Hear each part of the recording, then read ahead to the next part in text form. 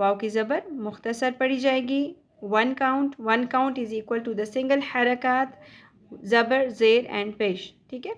व हमज़ा ज़ेर ई, ये भी छोटा पढ़ा जाएगा, व ई। ज़ाल नरमी से पढ़ा जाएगा और नून मुशद्दद, नून के ऊपर तशदीद आ गई तो यहाँ पर हम गुन्ना करेंगे।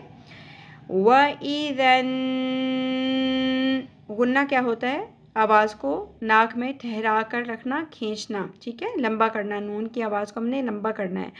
व इज़न, नून पेश नू, व इज़न नू जू, एक अलिफ के बराबर पढ़ा जाएगा या 2 काउंट्स के बराबर, क्योंकि यहाँ पे वाव मद्दा आ गया पेश के साथ, ठीक है। जू एंड देन मीम नून पेश मुन लिखा हुआ है, तो इसको हम इस तरह से क्यों पढ़ रहे हैं, क्योंकि नून साकिन के बाद हरूफ इख्फा में से काफ आ गई, तो यहाँ पर हमने इसको छुपाते हुए और गुन्ना करते हुए पढ़ना है, ठीक है।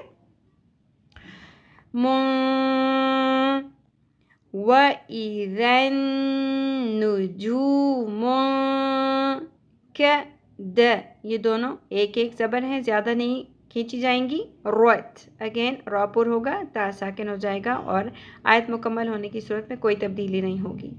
मेरे साथ साथ दोहराइए। व इज़न